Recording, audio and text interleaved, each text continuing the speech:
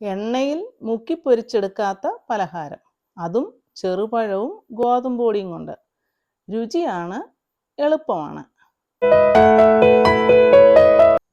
പെട്ടെന്ന് പലഹാരം ഉണ്ടാക്കണമെന്ന് തോന്നുമ്പോൾ ഉണ്ടാക്കാൻ പറ്റിയ ഈവനിങ് സ്നാക്ക്.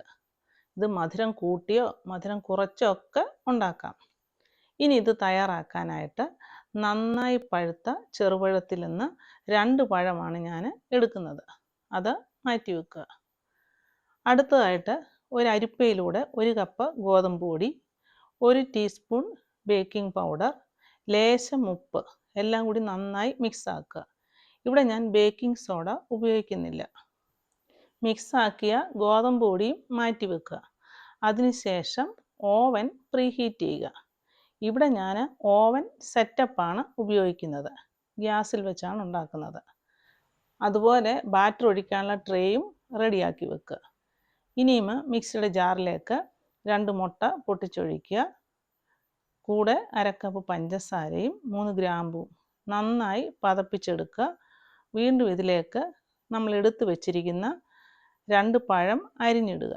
അരിഞ്ഞതിന് ശേഷം അതും അരച്ചെടുക്കുക.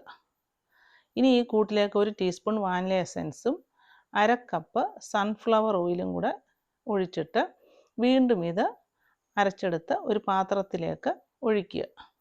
ഇതിലേക്ക് നമ്മൾ നേരത്തെ തയ്യാറാക്കി വെച്ചിരിക്കുന്ന ഗോതമ്പ് പൊടി കുറേശ്ശെയായിട്ട് ഇട്ട് കൊടുത്തിട്ട് പതുക്കെ ഇളക്കണം.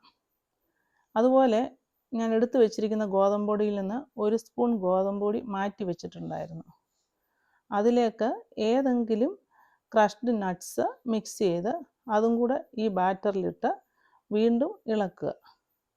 എല്ലാം മിക്സായി കഴിയുമ്പോൾ ഇത് ബേക്കിംഗ് ട്രേയിലേക്ക് ഒഴിച്ചിട്ട് ആൽമണ്ട് ഫ്ലേക്സ് കൊണ്ട് ഞാൻ അലങ്കരിക്കുന്നുണ്ട്.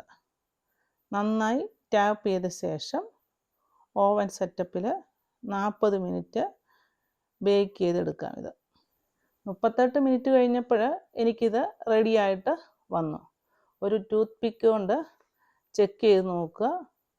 അതിനുശേഷം ഫ്ലെയിമൊക്കെ ഓഫാക്കിയിട്ട് ഇത് ചൂട് പോകുമ്പോൾ ഡിമോൾഡ് ചെയ്യുക. വളരെ സോഫ്റ്റും ടേസ്റ്റിയുമായി പലഹാരം കുട്ടികൾ മാത്രമല്ല മുതിർന്നവരും ഒരുപോലെ ഇഷ്ടപ്പെടും. ഗോതമ്പ് പൊടിക്ക് പകരം മൈദ വേണമെങ്കിലും എടുക്കാം. അതുപോലെ 1/2 കപ്പ് പഞ്ചസാരയ്ക്ക് പകരം 1/4 കപ്പ് പഞ്ചസാര ഉപയോഗിച്ചാൽ മധുരം കുറവ് വേണ്ടവർക്ക് അത് ഉപകാരമായിരിക്കും.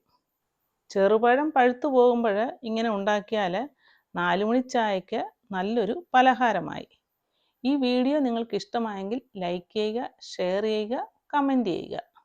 അടുത്ത നല്ലൊരു റെസിപ്പിയുമായി കാണുന്നത് വരെ ഹാവ് എ നൈസ് ടൈം.